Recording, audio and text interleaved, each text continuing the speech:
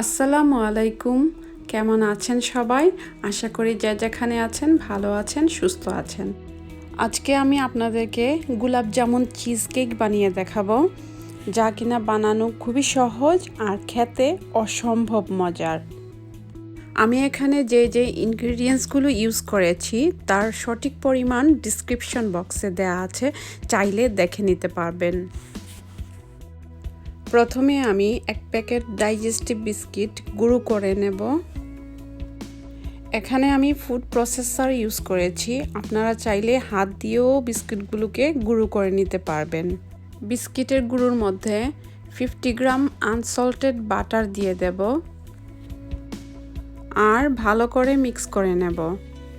একটা সার্ভিং ডিশে বিস্কিটের গুঁড়োগুলোকে সমানভাবে ছড়িয়ে দেব আর এইভাবে চেপে চেপে বসিয়ে দেব।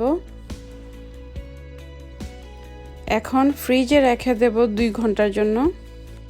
বিস্কিটের উপরে লেয়ারটা দেওয়ার জন্য আমি এখানে কিছু চিজ মিক্স করে নেব।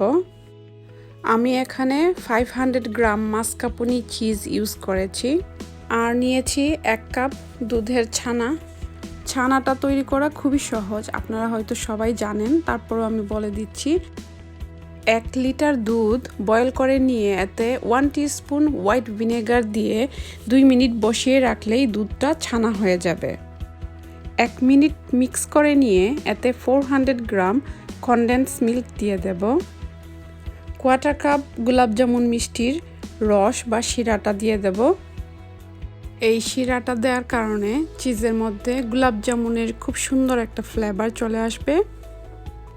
ভালো করে মিক্স করে একটা সাইডে রেখে দেব।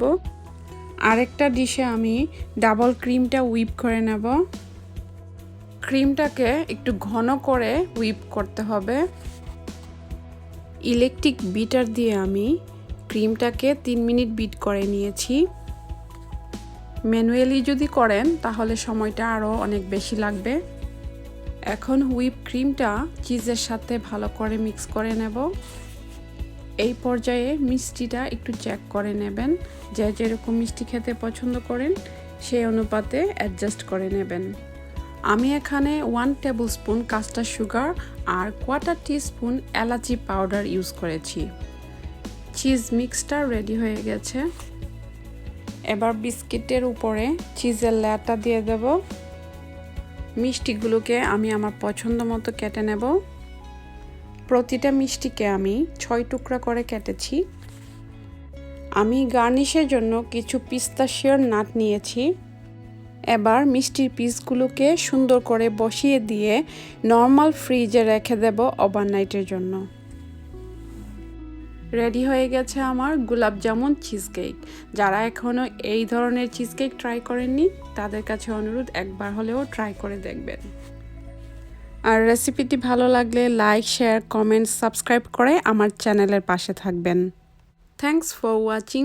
আল্লাহ হাফেজ।